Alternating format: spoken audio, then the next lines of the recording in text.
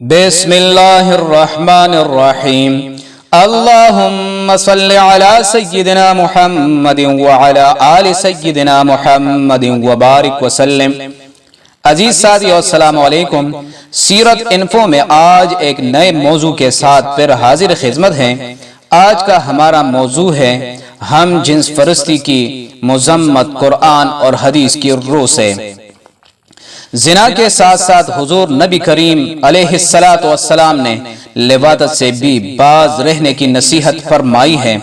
قرآن پاک میں اللہ تعالی لواطت کا فعل کرنے والوں کی مذمت کرتے ہوئے ارشاد فرماتا ہے، کیا تم دنیا جہان والوں میں سے مردوں سے فعل کرتے اور تمہارے رب نے تمہارے لیے بیویاں پیدا کی ہیں ان کو نظر انداز کیے رہتے ہوں، بلکہ اصل بات یہ ہے کہ تم حد سے گزر جانے والے ہوں۔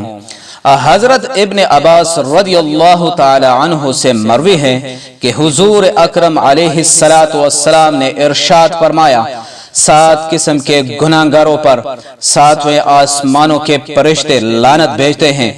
یہ لعنت بھی اس کثرت سے ہوتی ہے کہ ملعون کو تباہ کرنے کے لیے کافی ہو جاتی ہے۔ فرمایا، اغلام کرنے والا ملعون ہے۔ 3 مرتبہ یہ فرمایا، جو شخص غیر اللہ کے نام ذبح کرے وہ ملعون ہے، جو شخص کسی جانور سے وطی کرے وہ ملعون ہے، یعنی دونوں سے نکاح یا زنا کیا۔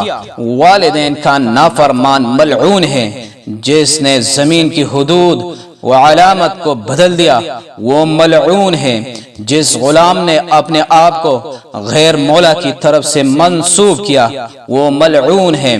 ایک اور حدیث پاک میں حضرت ابو ہریرہ رضی اللہ تعالی عنہ سے مروی ہے کہ حضور اکرم علیہ السلام نے فرمایا، جو شخص اپنی بیوی سے اس کے پیچھے کے مقام میں صحبت کرے وہ ملعون ہے۔ حضرت انس رضی اللہ تعالی عنہ سے روایت ہے کہ حضور نبی کریم علیہ السلام نے ارشاد فرمایا کہ میری امت میں جب 5 برائیاں بکثرت شروع ہو جائے گی تو وہ تباہ کر دی جائے گی۔ آپس میں ایک دوسرے پر لعنت کرنا، بکثرت شراب نوشی کرنا، ریشمی لباس پہننا، گانے والیوں کی کثرت اور ان کا اجتماع، مردوں کا مردوں اور عورتوں کا عورتوں سے اپنی خواہش پوری کر لینا یعنی لواطت اور چھپٹی بازی۔ اس طرح لواطت کی مذمت میں ایک اور حدیث مبارکہ ہے۔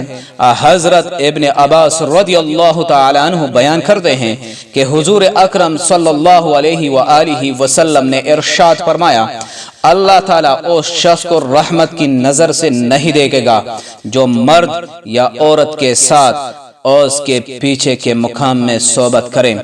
ایک اور حدیث پاک جو ترمذی نے بیان کی ہے، حضرت حذیمہ بنت ثابت رضی اللہ تعالی عنہ سے مروی ہے کہ حضور اکرم علیہ السلام نے فرمایا، اللہ تعالی حق بات کہنے سے شرم نہیں فرماتا، تم لوگ عورتوں کے پیچھے کے مقام میں صحبت نہ کرو۔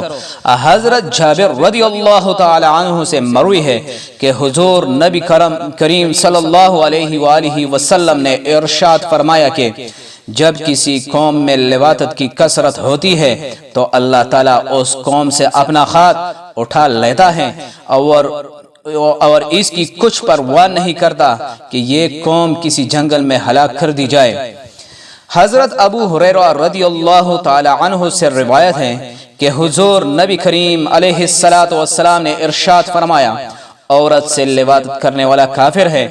حضرت ابن عمر رضی اللہ تعالی عنہ سے مروی ہے کہ حضور نبی کریم صلی اللہ علیہ وآلہ وسلم نے ارشاد فرمایا، عورت کے غیر فطری مقام میں صحبت کرنا لواطت صغریٰ ہے۔ زنا کی مذمت میں حضرت بریدہ رضی اللہ تعالی عنہ سے مروی ہے کہ حضور اکرم علیہ السلام نے فرمایا، 7 آسمان اور 7 زمینیں بوڑھے زانی پر لعنت بھیجتی ہیں اور زانیوں کی شرمگاہ کی بدبو دوزخ والوں کو ایذا دے گی۔ حضرت ابو ہریرہ رضی اللہ تعالی عنہ فرماتے ہیں کہ حضور نبی کریم علیہ السلام نے ارشاد فرمایا، 3 آدمیوں کا لا الہ الا اللہ بھی قبول نہیں، اغلام کرنے والا اور کرانے والا، اور 2 عورتیں جو آپس میں ناجائز تعلق رکھتی ہیں، اور ظالم بادشاہ۔ حضرت ابو ہریرہ رضی اللہ تعالیٰ عنہ سے مروی ہے کہ حضور نبی کریم صلی اللہ علیہ وآلہ وسلم نے ارشاد فرمایا، جس نے کسی عورت سے حیض کی حالت میں جماع کیا، یا عورت کے غیر فطری مقام میں صحبت کی، یا کاہن اور نجومی کی تصدیق کی، تو اس نے قرآن پاک کا انکار کیا۔ عزیز ساتھیو، سیرت انفو میں آج کا ہمارا موضوع اختتام کو پہنچا۔ اگلے ویڈیو میں ایک نئے موضوع کے ساتھ پھر حاضر ہوں گے۔